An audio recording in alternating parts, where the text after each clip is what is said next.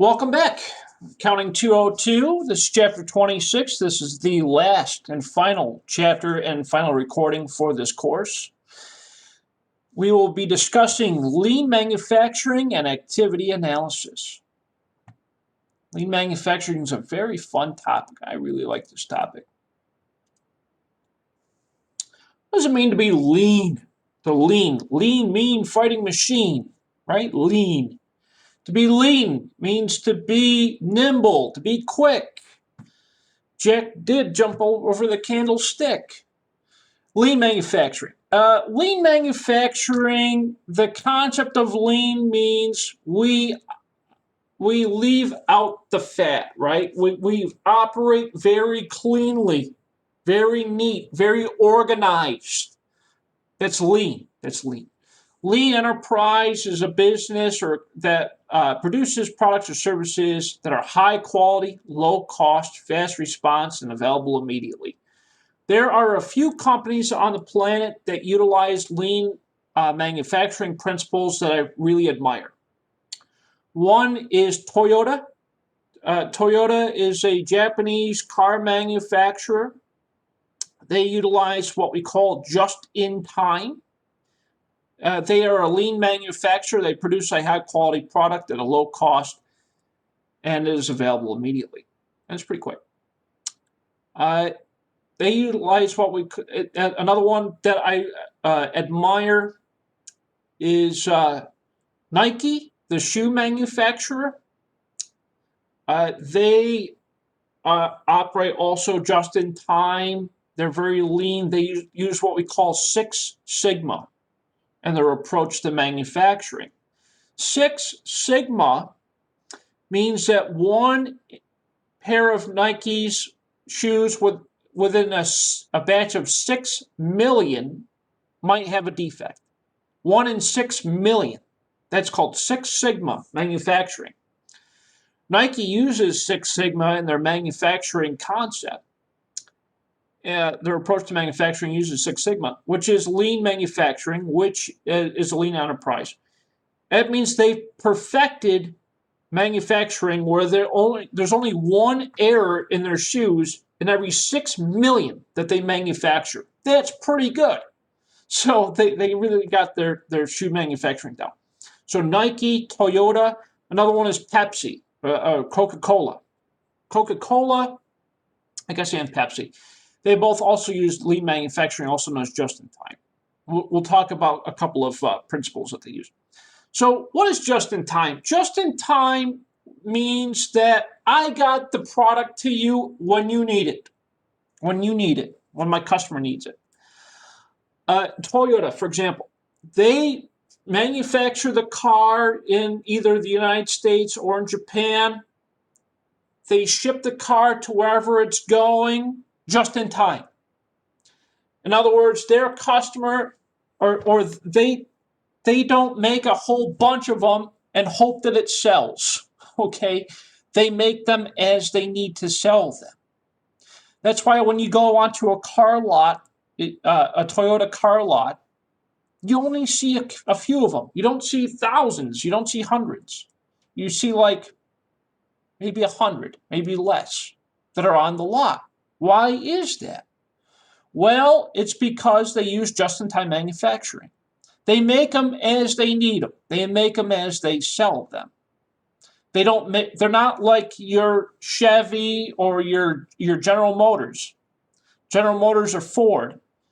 General Motors and Ford, they make thousands at a time and hope that they sell, right? That's not lean. That's not lean at all. Lean is where they make them as they sell them. Another example would be Tesla. There's another example of lean manufacturing. They make them as they sell them. They don't make a whole bunch, let them sit around and depreciate in value while they're sitting on the lot. They don't do that. Okay? Lean manufacturing, they make them as they sell them. That's just-in-time manufacturing. These concepts use these to accomplish cost objectives. The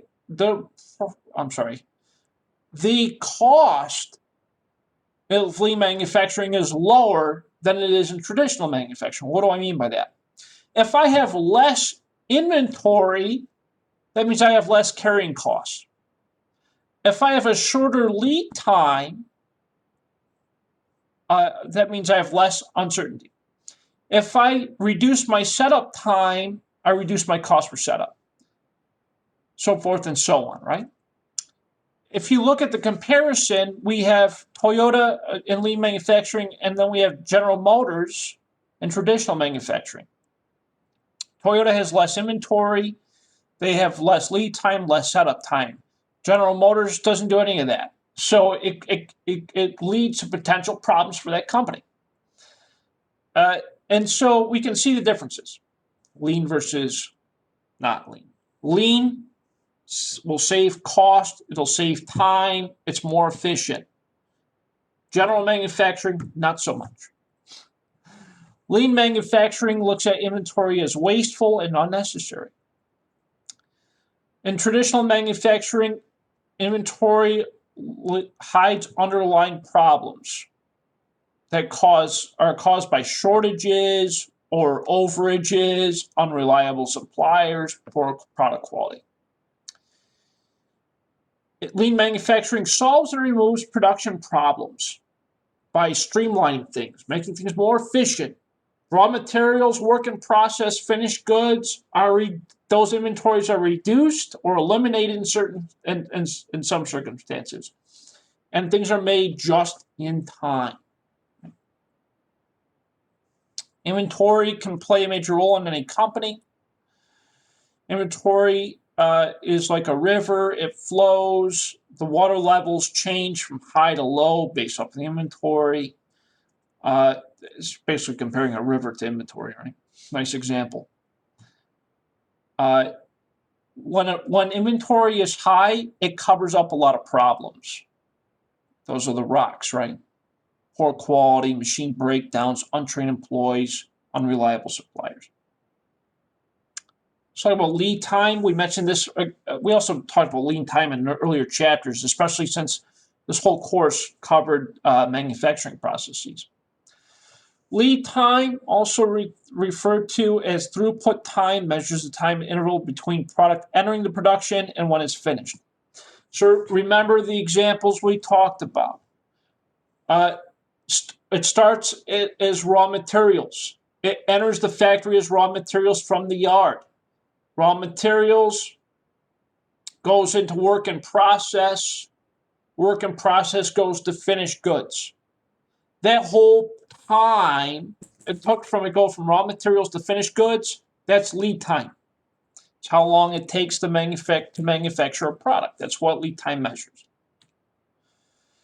Our furniture assembly process, we talked about this in earlier chapters as well. Raw materials goes to step 1, which is work in process. Goes to step 2, also work in process, which is sustaining. Step 3 is the upholstery, and that makes it the finished good. That whole process takes 4 hours. Lead time can be classified as one of two things: value added, non-value added. Value added means we're spending time converting raw materials to the finished product. Think of it this way. Every time there are hands on the assembly process, we're adding value. I add value in the cutting process. I add value in the assembly process. I add value in the upholstery process. I add value in boxing it up, right? I don't add value when it's just sitting to wait to enter another step in the production process. If I'm working in the staining department and I got a bunch of chairs that are waiting to be stained, while they're sitting waiting there, it's wasting money. It's not adding value. But it still adds up to my lead time. So here's an example. Here's what it looks like. We got raw materials. Raw materials just sit there. That doesn't add value. Raw materials get transported to the work in process. That does not add value. The only time we're adding value is when we're doing something to that product. Turn it into a Oh finished wow, good. so when they take the okay, so like when they take chairs and cubicles to the warehouse to be cleaned, that's not adding value to that equipment. Right. Okay, okay. It doesn't add value if it's just sitting there. It doesn't add value if they're just moving it from one department to another. Another apartment. The only Okay, time we add value is when we're actually doing something to that product. okay, okay. Like, for example, we're drilling, we're putting it into packaging, we're getting it to our customer. Those things add value. But we don't add value when it just sits there. We don't add value when it's being moved around. We add value when we touch it. Yeah, very good. So there's ways we could figure out how much value is being added. How do we figure out how much value is being added? Through ratios, of course. We take the value added lead time divided by the total lead time. How do we figure out which is value added lead time? Remember, value added is when we're actually touching the product. We're machining it, we're adding value. We're assembling it, we're adding value. We're packaging it, we're adding value. So the value added lead time is 35 minutes plus 20 minutes plus 10 minutes. 30, 40, 50, 65 minutes. 65 minutes out of the 125 minutes, I'm adding value. So all these highlighted ones, we add value, right? All the non-highlighted ones, we're not adding value. We're just moving it around, it's waiting, things like that, right? So 30, 50, 65 minutes, I added value out of 125 minutes. So 65 minutes divided by 125 minutes equals 52%. 52% of the time, I'm adding value. That's what the value added ratio tells me. So what do we do to control costs, especially in lean manufacturing? We look at ways to reduce costs in lean manufacturing, right? That's how we save costs. We do that by reducing setup time. Setup time, as you know, is a time to prepare for an operation or process. The time it takes me to set up my machine, the time it takes me to clean my machine, the time it takes me to provide maintenance to my machine. That all adds up to setup time. We talked about batch sizes before. This is the amount of units that I can expect to produce after a setup of my assembly line in batches, right? I make things in batches. If setups are long and costly, the batch size is typically larger. The more costly or the longer time it takes you to set something up, the larger your batch size typically is. Large batch sizes allow setup costs to be spread more over each unit. However, the lead times are usually a lot longer. Long setup times equal large batch sizes, equal larger inventory, equals longer lead time. In this example, let's assume that we have a group of 10 friends and they're purchasing a ticket at a single ticket window. Let's say it's like a sporting event. You got 10 people together, they're all buying tickets individually. They're traveling together, so it's like a batch, right?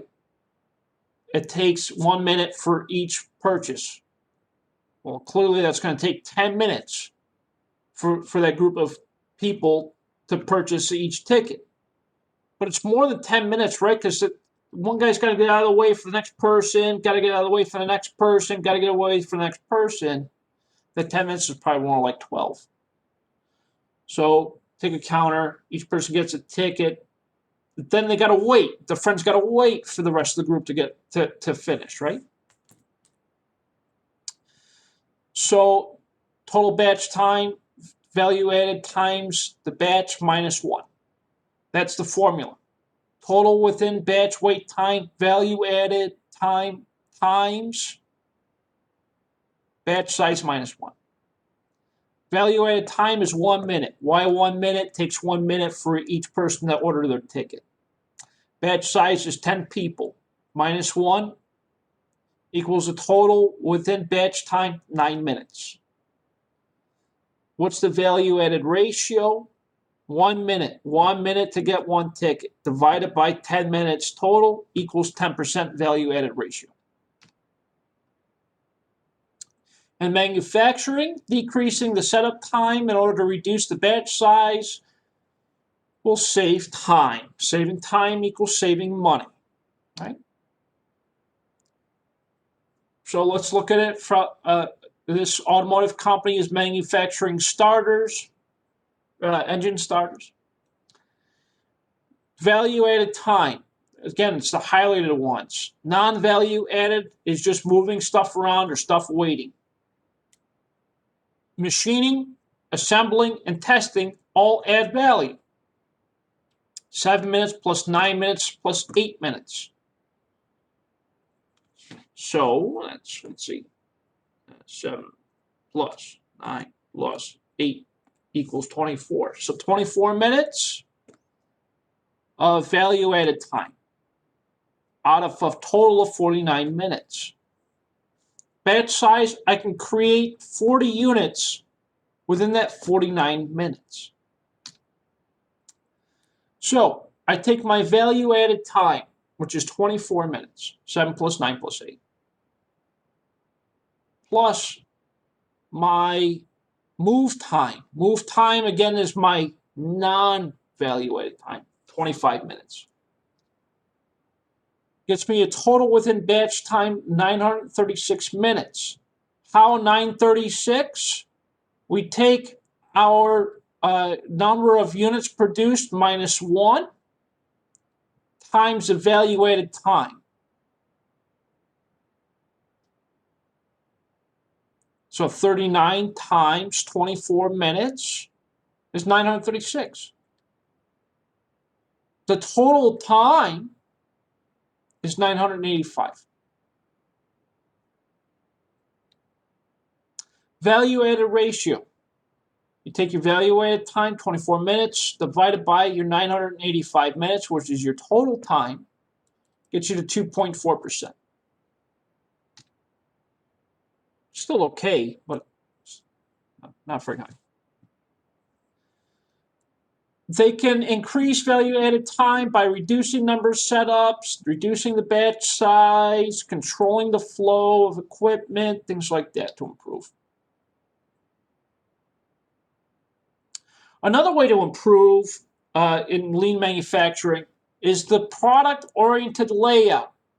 Think of your shop floor. In our earlier example, we were manufacturing furniture. You have your raw materials over here on the left. Right next to that, you have your drilling.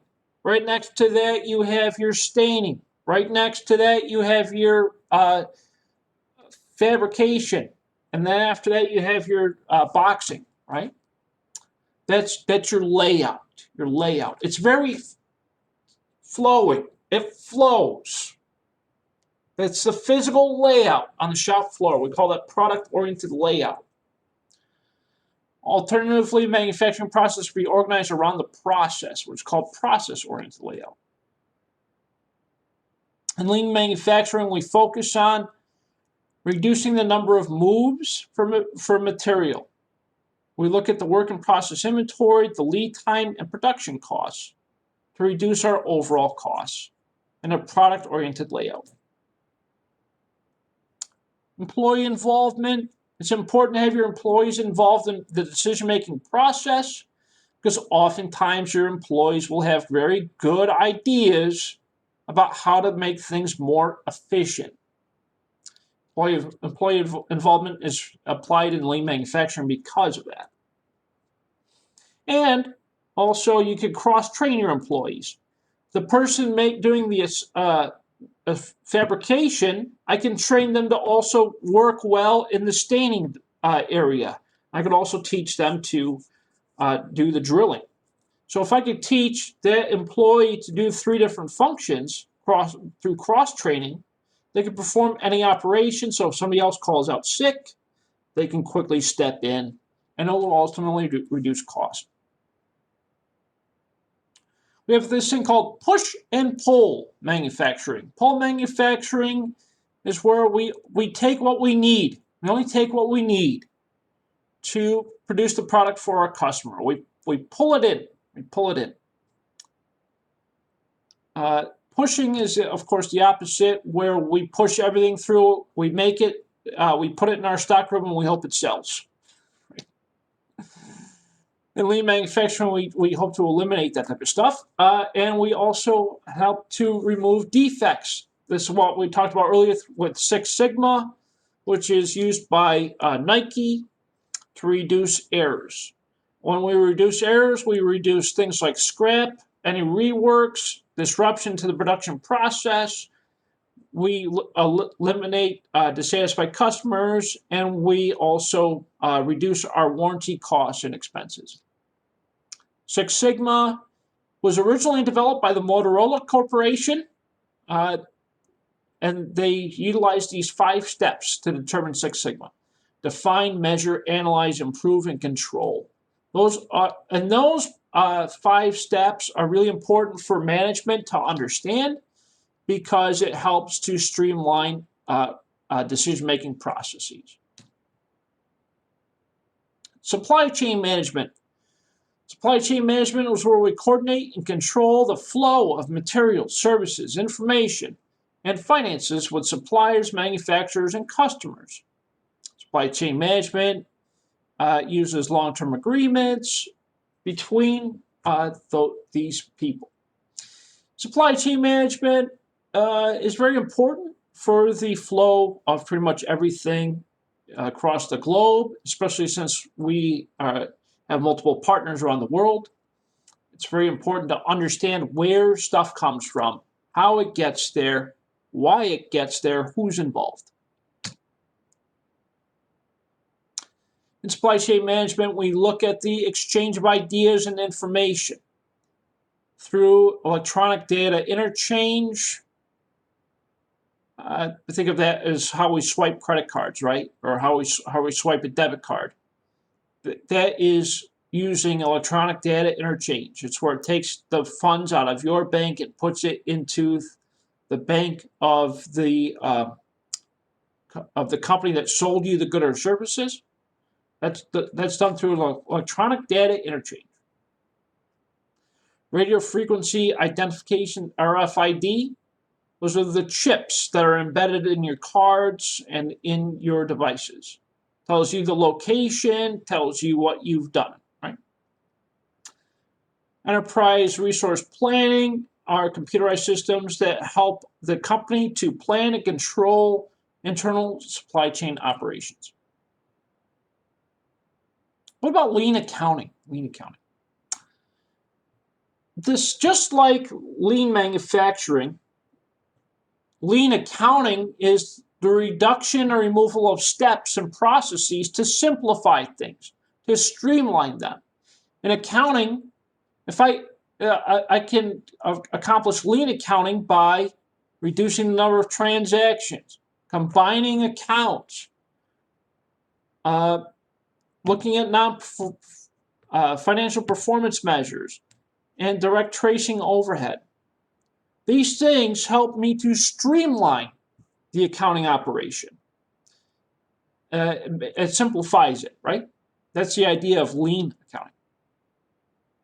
With fewer transactions, I can do like one general journal entry covering multiple transactions.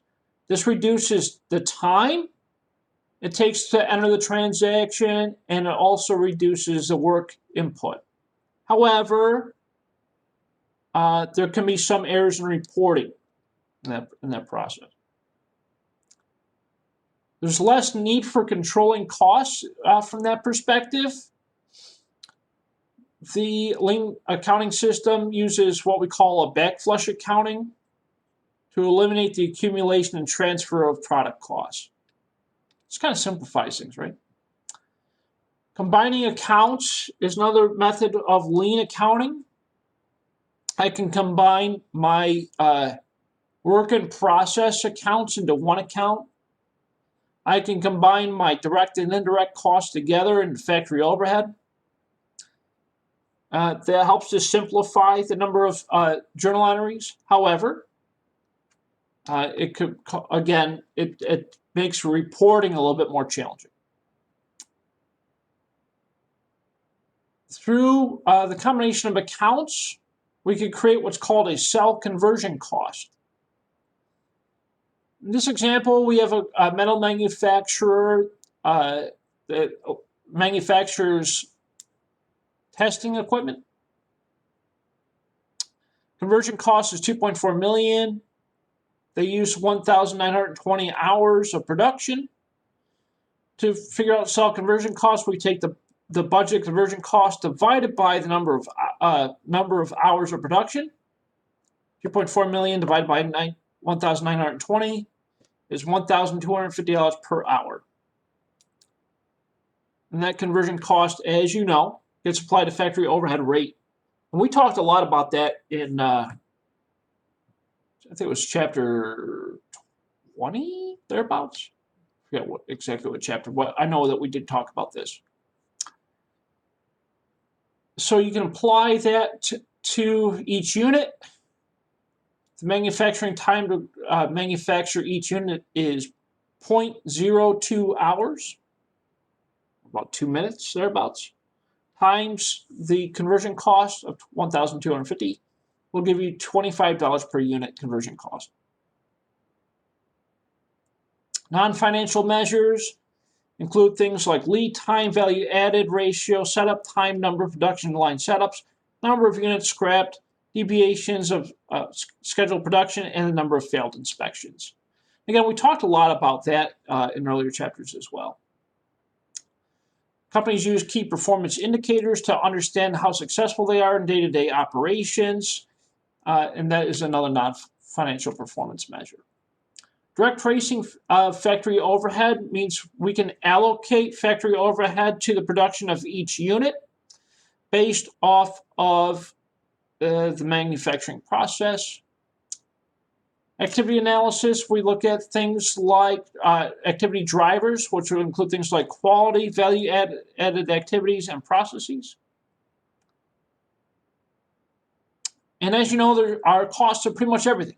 That include things like cost of quality. Competition in businesses emphasize high-quality products, services, and processes. So we incur cost of quality. What does that mean? A cost of quality would include something like the cost of quality inspections, the cost of quality control. Those are costs of quality. It also includes things like prevention costs, appraisal costs, internal failure costs, and external failure costs. All of these can be attributed to the cost of quality.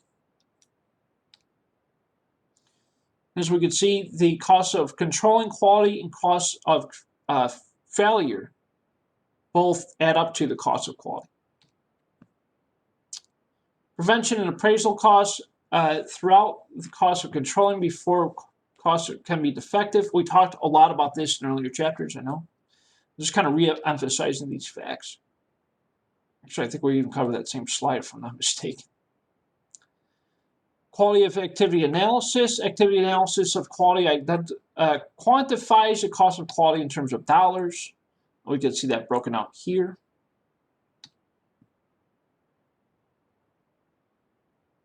I know we talked about this before earlier as well. The Pareto chart is a bar chart of quality that shows the total attribution of costs across categories. Just like this. Pareto chart gives managers a quick visual to identify the most important quality of cost control measures. Cost of quality report normally reports of activity costs for each quality cost classification, percentage of total cost, and percentage of each quality cost. Here's an example of that. Value-added activity analysis. In addition to prevention, appraisal, internal failure, and external failure, activities may also be qualified as value-added and non-value-added. As you know, value-added is any time that we are touching the product, right? We're adding value to meet the customer's requirements. Non-value-added, we're just moving things around, wasting time, things like that. That doesn't add value. And you can classify each process or each activity as being value-added and non-value-added, as we see in this example. Process activity analysis. As you know, a process is a series of activities that converts an input to an output. Common business processes include things like procurement, product development, manufacturing, distribution, and sales fulfillment. There's a nice flow of what that looks like. Customer places the order at the very beginning. The company does a customer credit check. They enter the order into their accounting information system. Somebody in the warehouse picks the order. They ship it to the customer. Customer receives the product. Customer receives the bill. Eventually, the customer pays us. It's all processes. There is a cost associated with each process. There's a cost associated with running a credit check, cost associated with entering the computer system.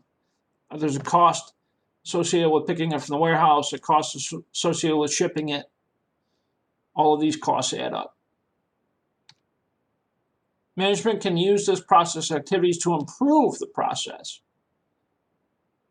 We have an example here. Company sets a cost of improving the target to $6 per order. How do we do that? We determine that new customers only need to have a credit check. You don't need to do old customers. This will reduce your cost by 25%. We revise if we organize the warehouse in a logical way, where the forklift doesn't have to drive all around and waste much time. If you fix the layout, you can reduce cost by 35%. And here's an example of that. All of these add up to lean manufacturing. Remember, anytime you hear the word lean, you want to think of it from a perspective of saving time and money, right? And even service businesses can do that. Hospitals, banks, insurance companies, hotels, all of them can reduce their cost by improving their layout, by improving their processes, so forth and so on. And that is the end of chapter 26. Are there any comments, questions, or concerns I can help to answer for chapter 26? Fritz, Lakeisha? Good? Okay. All right, so we have reached the end of our course together. What does that mean? Thank you, Professor. You're very welcome, Fritza. Very, very welcome. So we've reached the end of our course together. What does that mean? All of your remaining coursework, whatever you have left due, must be submitted by this Sunday night. Okay? What is that? The 13th, I think. So by this Sunday night, all of your remaining work must be submitted. Your final exam is now open and available to take. It covers the last 8 chapters of the course. It's 20 questions in length, multiple choice, true, false, matching. Take your final exam before this coming Tuesday, a week from today. Nothing can or will be accepted beyond that date.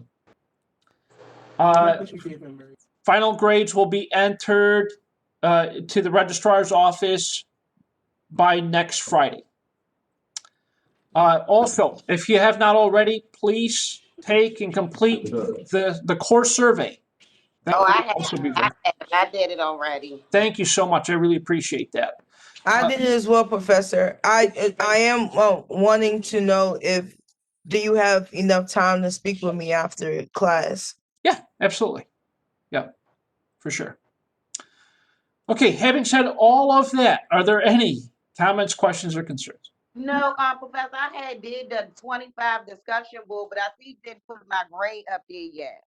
I did 25 discussion board, and Yep. I on the two people one. So the only thing I have left to do is my final examination. Perfect. Yes, Wonderful. so That's I've done great news. everything. So the only thing I have to do is my final examination. I'm so happy because this is my senior year. You will be, I will be sending you an email, Yeah, please do. later on today. So me and you can touch bases after class because I need to talk to you about. So I need your help. Yeah. So yeah, so when you just look for my email. I just want to tell you, Professor, thank you for everything. Thank you for all of your patience. Thank you for all of your teaching. Thank you for just you really like catering to your students. And I really appreciate everything that you have done for us this semester. For me personally, thank you for letting me know how to stay ahead in this class. And doing that at the beginning of the class kept me on point in my from my first class to my second accounting. And it just feels so good to be able to finish this semester out with a bang. Like I'm a senior, I'm ready to graduate. I'm trying to go up for my master's in public administration. And Awesome. it just lets me know how focused and how stoked I am and how serious I am about my education and about my life. Like I'm just so proud of myself to be able to finish this semester off the way that I've done. Like I really feel Yeah. so proud of myself that I was focused, that I was on every assignment, that that I was there every class. Like I just tried to make sure that I did everything that I could to keep the motivation, to keep Absolutely. like everything that has been going on, because this has been a trying year. But Sure to has. finish this year out, even though it's been a try, it just feels so good to have something to rejoice about. It Absolutely. really feels good, and I just want to thank you so much. I just want to tell you I thank you. appreciate that. Yeah, no, you're very welcome. And you did great. From start to finish, and I'm glad that I was able to help you. Yes, thank you so much. And just try to remember all that stuff when you go forward, because again, what you did this semester will certainly help you later in life. There's no doubt about that. Oh, it sure will. Thank you. Thank you so much, Lakeisha. I Okay, appreciate you. okay. Thank and I will be in contact with you. Please do stay in touch as much as you can. Okay. I sure will, Professor. I sure will, Professor Schweitzer. Thank you so much. Thank you. I appreciate you. All right. Bye bye. Okay. Bye bye.